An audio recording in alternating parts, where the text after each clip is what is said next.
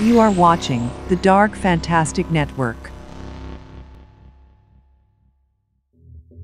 Sherlock Holmes, Dracula, and the Tangled Skein. Arthur Conan Doyle's creation of sleuth extraordinaire Sherlock Holmes revolutionized detective fiction and continues to do so to this day. There isn't a single popular writer of crime or detective fiction who hasn't read some, or all, of Doyle's work, who hasn't been influenced by it, by the clinical attention to detail, the strong sense of atmosphere, the sharp dialogue, and above all, the sense of fun. Although Doyle had retired Holmes a long while before the author's own death, writers continue to churn out pastiches. Some are good, some are bad, and some are brilliant. The Tangled Skein falls somewhere in between. The Tangled Skein, by David Stuart Davies, focuses on Sherlock Holmes facing the Lord of the Undead himself, Dracula. And although the premise sounds ludicrous and could even be considered an insult to Doyle's work, the resulting book is neither. The story takes place in the autumn of 1888, following the successful conclusion of the Baskerville case, when Sherlock Holmes is suddenly faced with an even darker mystery, as murders on Hampstead Heath and sightings of a strange phantom lady propel Holmes and Watson to return to Devon and Dartmoor, where they encounter Count Dracula, Lord of the Undead.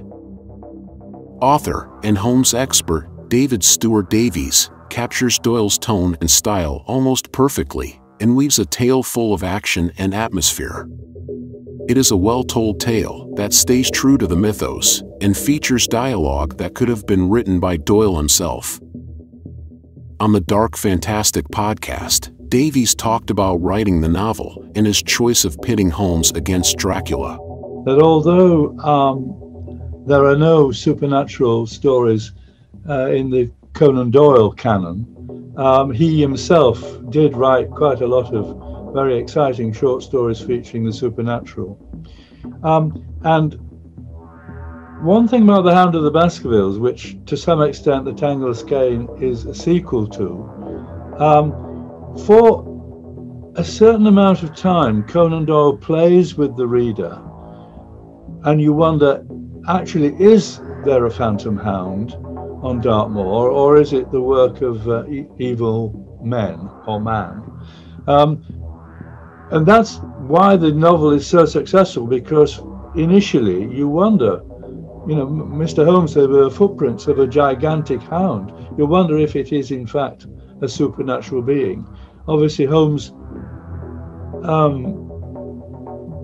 reveals that it's a man-made mystery, but so there was an element of wonder whether there was a supernatural touch to that story. But at the same time, I was a great fan of the Dracula the book, and in particular the Hammer versions of Dracula, the Dracula original with Christopher Lee, and a kind of sequel, The Brides of Dracula, with Peter Cushing reprising his role as Van Helsing. And I thought the idea of Van Helsing working with Sherlock Holmes to some extent would be quite interesting and exciting. And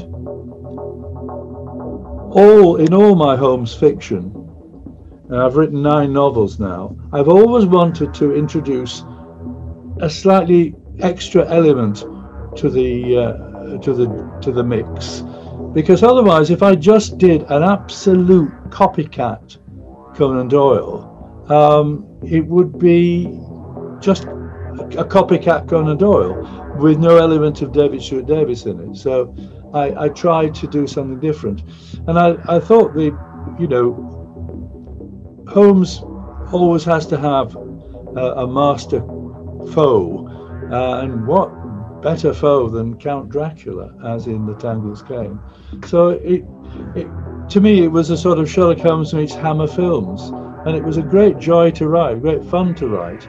And the nice thing about it, as you probably know, Peter Cushing did an introduction to it, in which he says, if this was made into a film, and sadly it hasn't been yet, if this was made into a film, I wouldn't know which part I would want to play, either Sherlock Holmes or Van Helsing. So that was a great compliment to me, I thought. Where the book falters a bit is in the mystery aspect. In trying to combine the mythologies of both Doyle and Bram Stoker's work, Davies veers more towards the plotting style of Stoker, with more action than intrigue. Although that makes it a rousing thriller, full of atmosphere and foreboding, it also makes the mystery rather predictable. But there is an added bonus here. Davies ingeniously adds the very neat twist of making this story a direct sequel to The Hound of the Baskervilles. Something that avid Holmes readers will find delightful. In the foreword to the book, Peter Cushing says, "If I hadn't known the Tangled Skein was the work of a contemporary writer, I would have sworn it was a long-lost manuscript of the master storyteller which had been unearthed." Although this is not the only book that pits Holmes against Dracula, it is, arguably, the best and the most loyal to Doyle's work. The Tangled Skein is a treat for fans of Arthur Conan Doyle, Sherlock Holmes, Bram Stoker, and the Hammer films.